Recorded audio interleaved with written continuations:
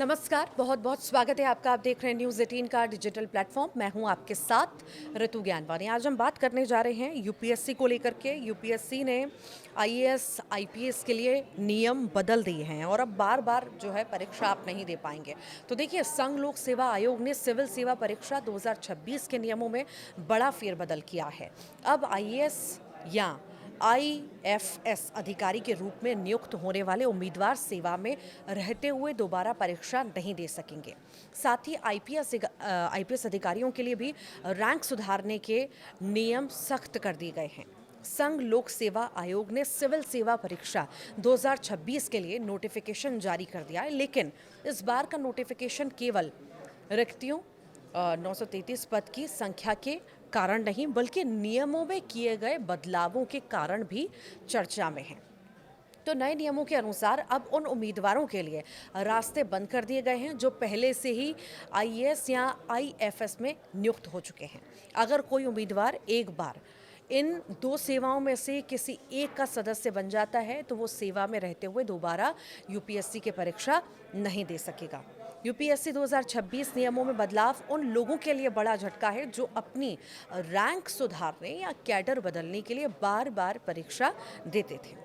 आयोग का स्पष्ट कहना है कि अगर किसी उम्मीदवार की नियुक्ति प्रीलिम्स के बाद और मेंस से पहले भी इन सेवाओं में हो जाती है तो उसे मेंस परीक्षा में बैठने की अनुमति नहीं दी जाएगी।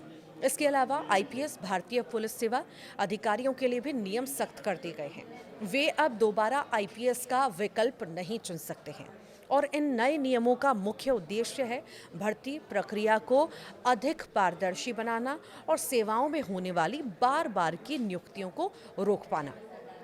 तो आईएएस और आईएफएस अधिकारी दोबारा अब परीक्षा नहीं दे पाएंगे। यूपीएससी 2026 नोटिफिकेशन के अनुसार जो उम्मीदवार पहले से ही आईएएस या आईएफएस अधिकारी के रूप में कार्यरत हैं, वे अब इस परीक्षा के लिए पात्र नहीं होंगे। ये नियम परीक्षा के हर चरण पर लागू होगा।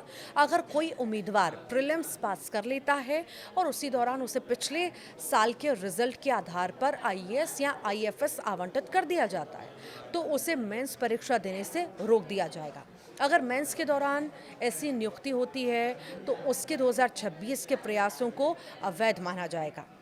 आईपीएस अधिकारियों के लिए नो रिपीट नियम भारतीय पुलिस सेवा यानी कि आईपीएस में कार्यरत अधिकारियों के लिए नियम थोड़ा अलग है।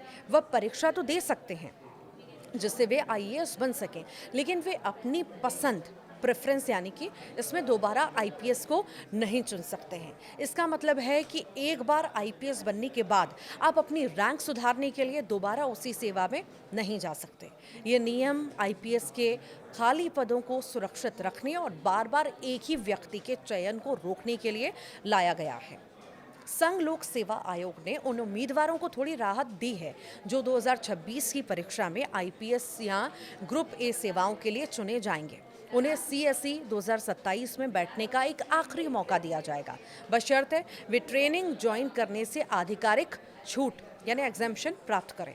हालांकि ये सुविधा जीवन में केवल एक बार मिलेगी।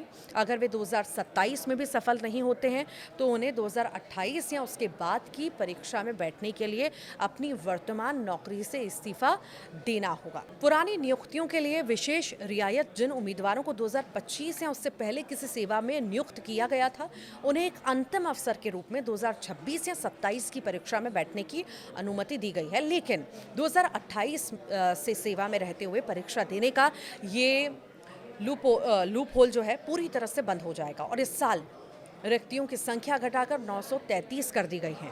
पिछले साल 1056 थी।